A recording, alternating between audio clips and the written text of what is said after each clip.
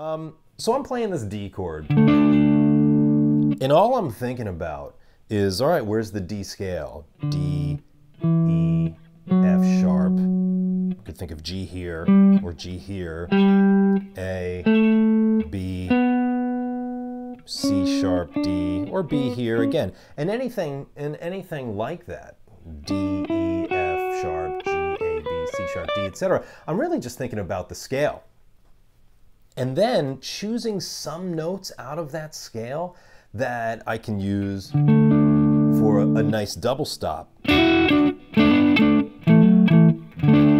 Now, this is a really nice thing to do because it's very motivic. We're simply taking one figure and moving it down string sets. Very symmetrical kind of thing, resulting in something that's very easy to execute, right? That's really the goal. And why not make things as easy as possible? There's no point in doing otherwise.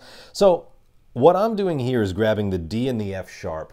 That's on your 7th frets of your G and B string. So that's the one in the major third here in our scale, our D major scale. And what I'm doing, as I said, Hendrix oftentimes grabbed a double stop and then hammered on, pulled off, all sorts of stuff to another note in the scale. And sometimes not in the scale. He did a lot of chromaticism, actually, if you dive into his music. Now again, all I'm doing is playing that D and F sharp, and then I'm gonna hammer onto the E. And it's as simple as that. You can make that a slow hammer on, or a bit of a quicker. Now he often did more of a quicker kind of thing,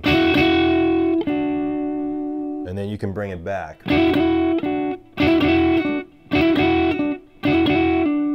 That kind of thing. Again, realizing what this is about, it's very, very simple. D and the F sharp hammering onto E. And you can hammer or pull off again if you want.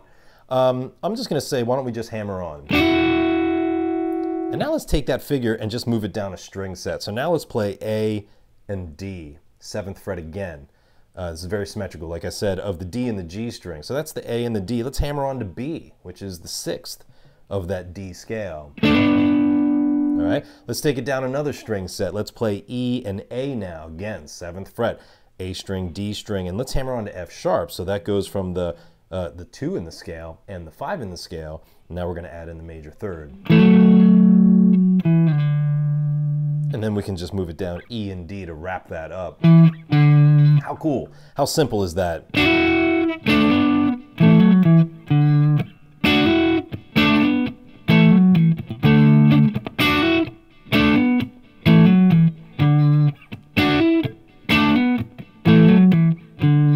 So we create our own little kind of song out of that kind of thing, and I might do some of that kind of rhythmic ghosting in there just to add a little more flavor and rhythm.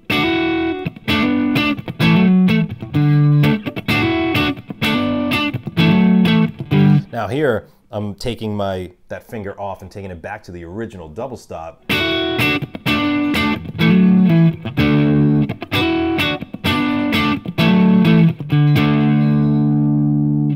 And that's a really simple way to kind of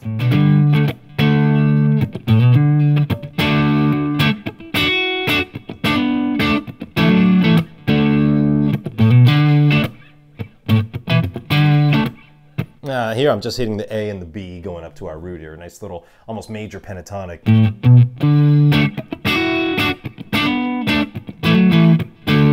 Now you can start to change the rhythms.